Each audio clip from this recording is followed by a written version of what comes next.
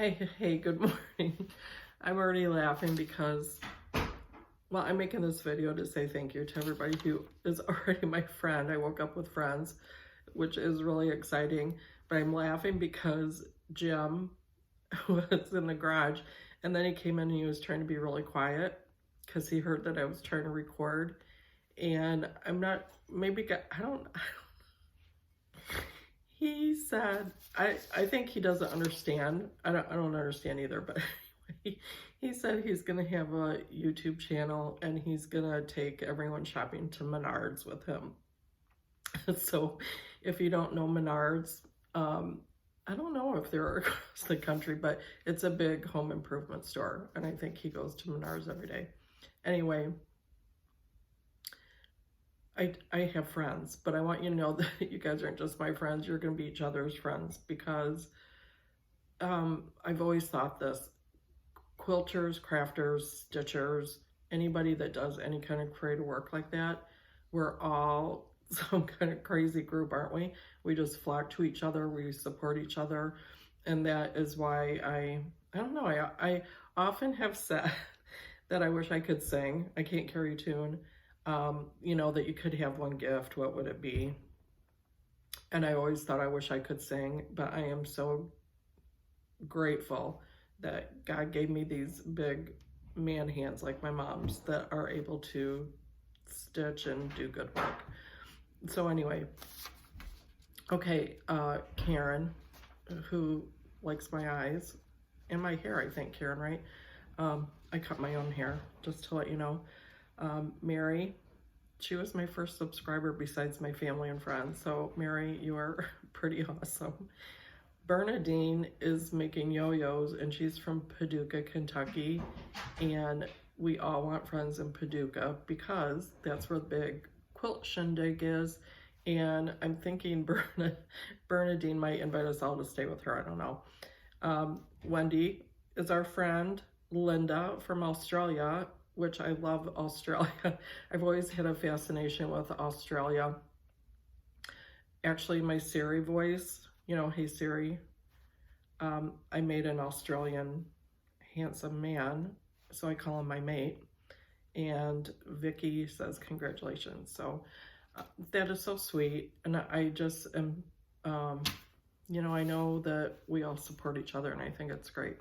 Anyway, I'm going to just tell you this really quick, because then I'm going to go to work. But when I was in 7th, 8th grade, Rox, my best friend, her real name's Rochelle, but I call her Rox, I always have. So we've been best friends for 50 some years. She moved to town. The very, very first day I met her, I knew she was going to be my best friend. I knew it. And I'll share a poem sometime, but like within the next few days when she came to school, she gave me this poem that kind of went, what made us friends in the long ago, what made us friends, well, I think I know, the best in me and the best in you held each other because we knew that forever and ever since time began, being best friends was part of God's plan. I'm pretty sure that's how it went. Anyway, we're still best friends. But after living with each other for a couple of years, she moved away and I was devastated. My best friend moved away like sophomore year of high school. So I really went through high school with not a whole lot of friends. Well, it's kind of a sob story for me, but I just didn't quite fit in to the high school that I went to. It was huge. My class, I think, was 658 people or something like that. Anyway, when Doug and I got married, with his job, we moved around a lot. I think within being with Doug, I don't know if it was 16, so I don't know how many times, but to this day, I think I've moved 21 times. So by the way, if I say so and a lot, I'm going to try to stop, but it's because I'm trying to gather my thoughts because my brain kind of jumps from one thing to another. Anyway, when Doug and I were first married, living in Galesburg, Illinois, I met Elaine, and she became my next best friend. And I only lived by her for maybe a year and a half and moved away. So my two best friends that I had, nope, never lived by them, but we're still best friends. And then as we moved, so that was pretty devastating too. So as we moved around, I knew that we weren't going to stay where we were. So in the back of my mind, I kind of thought, why you make friends? I'm just going to move. And it was too hard. So every time we moved, I really didn't make friends. I just, it was my family and work. And anyway, we moved to Arizona. No, we moved to Charleston, Illinois. No, not Charleston, St. Charles, Illinois. And I was working at a big optometric office, well, it was ophthalmology. Anyway, one of the girls introduced me to Noreen, who was in a totally different part of the office. It was a pretty big deal.